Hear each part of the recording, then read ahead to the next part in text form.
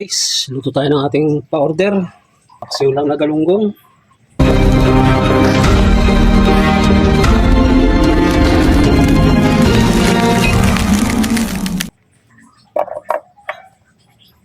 Tapos lalagyan ko lang siya ng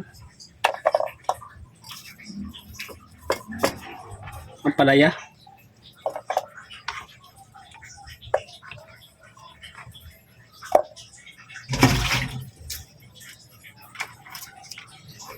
Guys,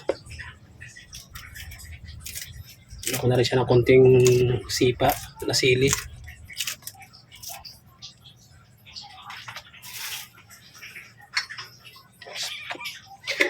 Paminta.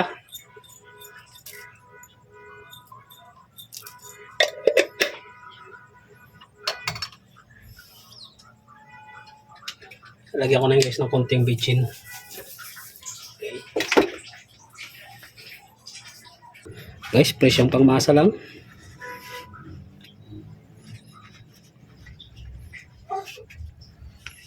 Tatlo piraso.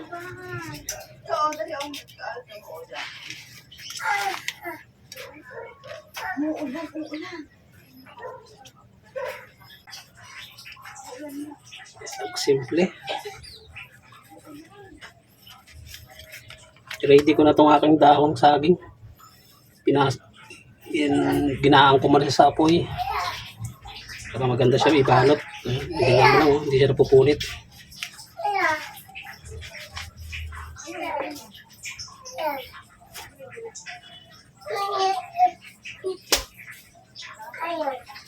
Yan.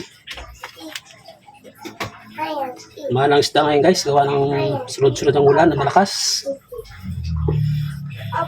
Kasi kung dadamihan ko to, baka naman mamahalan sila. So, naman yung ganito ang presyo.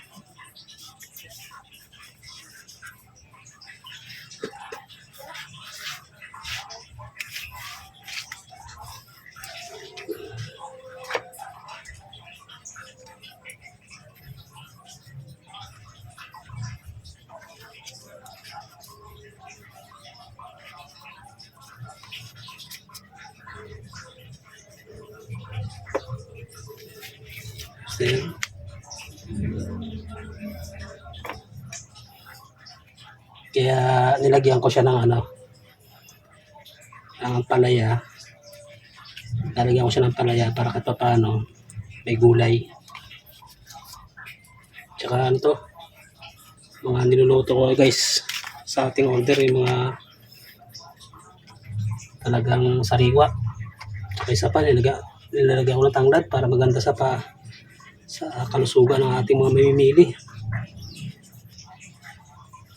Mga masustansya ba. Yan. Yan. Napakabango pa niyan. Itong isa, sobra ng isa. So,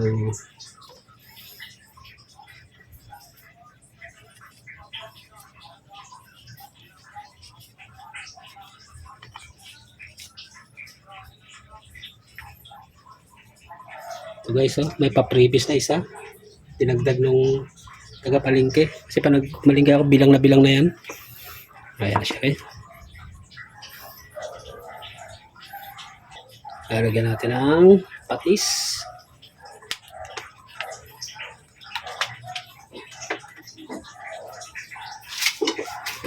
Bagburan ko rin ng konting asin. Konti-konti lang. Kasi gawa na may patis naman ha. Mag-a-add ako guys ng water.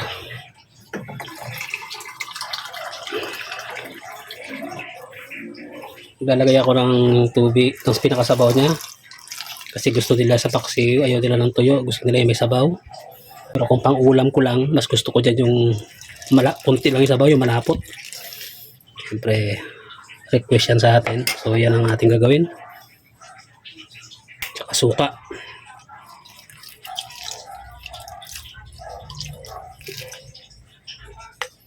Okay na yan. Lutuin natin yan sa marahan lang na apoy.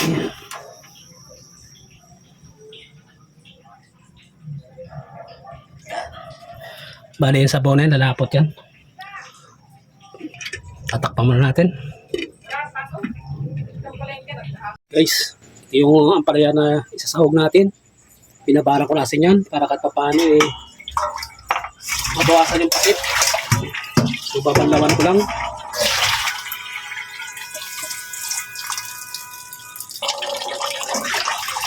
Ayan.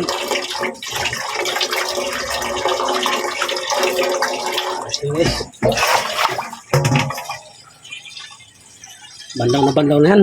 So, isasapaw na natin. Okay, stand lang, kulo-kulo na. Oh, umangat pa yung isang ano.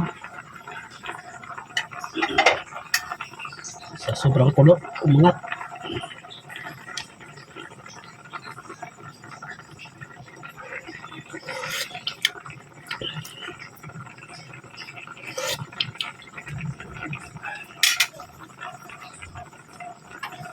Kulang guys sa suka.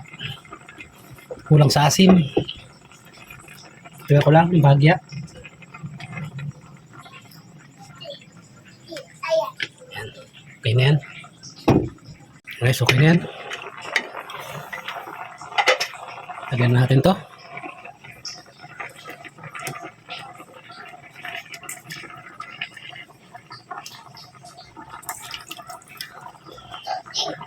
Ginagawa ko sa palaya para di talaga lumabas yung kanyang pait sa sabaw. Hindi ko na hinahalo guys.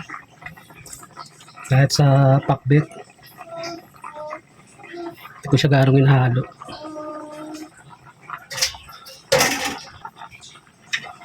Yung pakula lang natin ng bahagya. Sapaw na rin natin sili mamaya. Okay guys, check natin.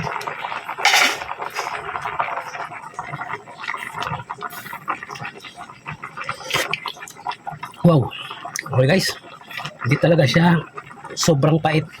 May konting pait lang. Ganun yung nangyari doon kapag binababad mo sa asin.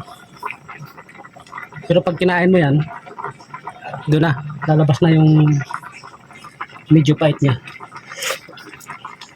Pero doon sa sabaw, hindi umahalo. Okay, sabaw na natin to. Okay. Luto na yan. Okay guys, maraming salamat. Bye-bye.